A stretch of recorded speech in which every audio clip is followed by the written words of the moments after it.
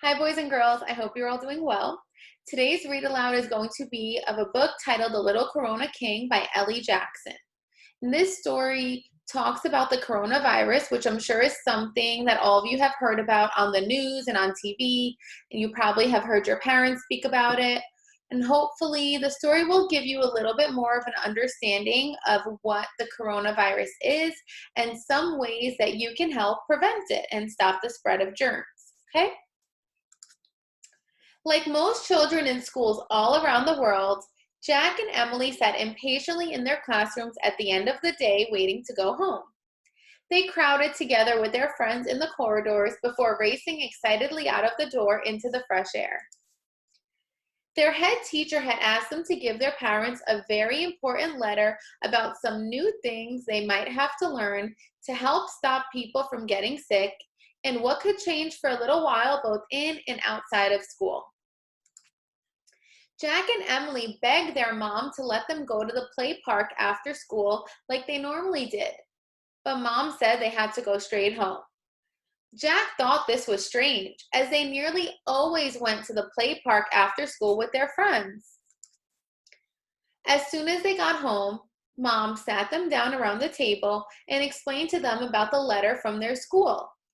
She said that there's a horrible germ making people sick that is going around the whole country, and that some people are being asked to stay home to help stop the germ spreading.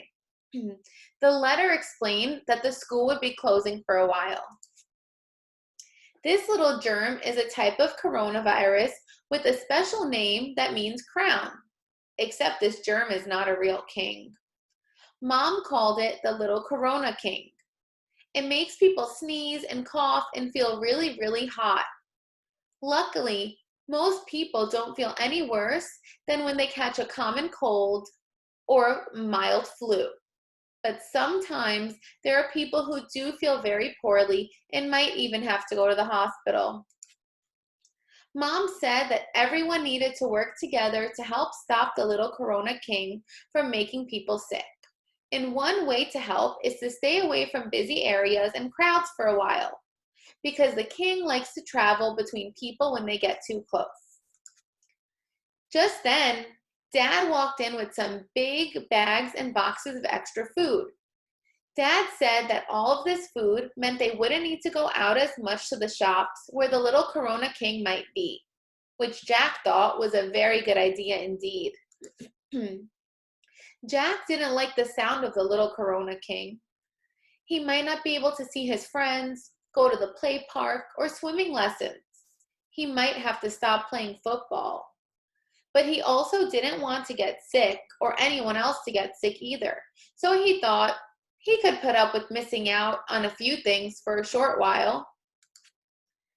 Dad showed them some things that he had bought that would help stop the little Corona King.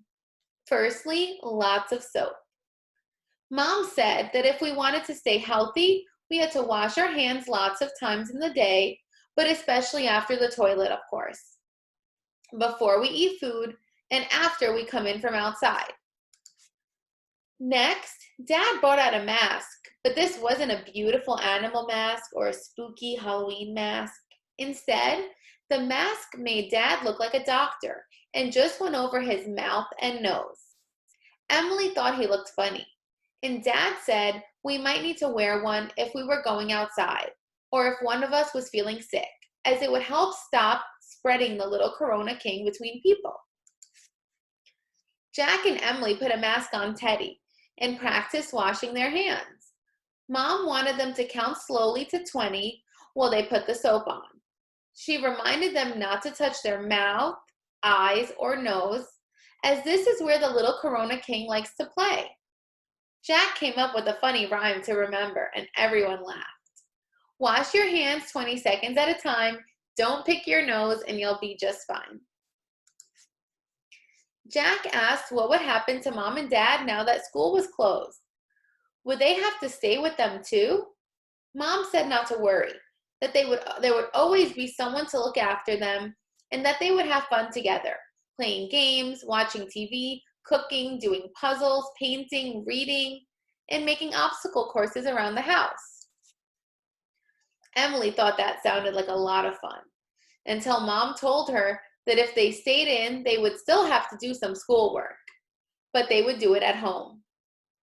Emily didn't think this was a good idea at all.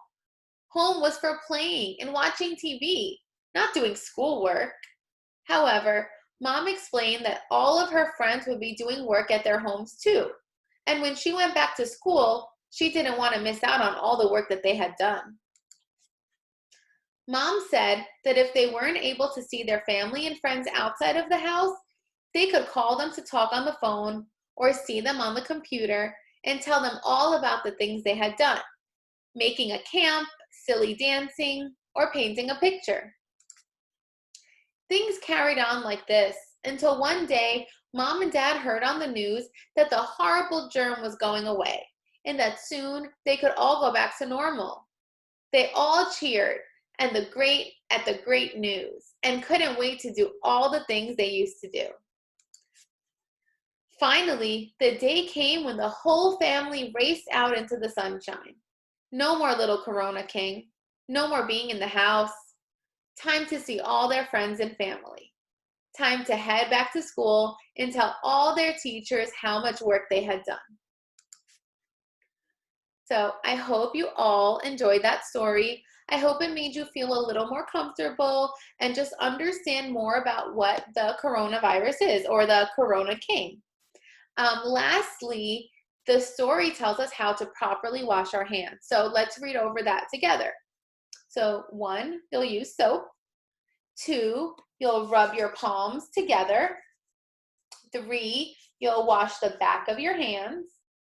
4, you'll interlace your fingers, which means to crisscross them like that. 5, you'll clean the base of your thumbs. 6, your fingernails. 7, your wrists. And 8, you'll rinse your hands.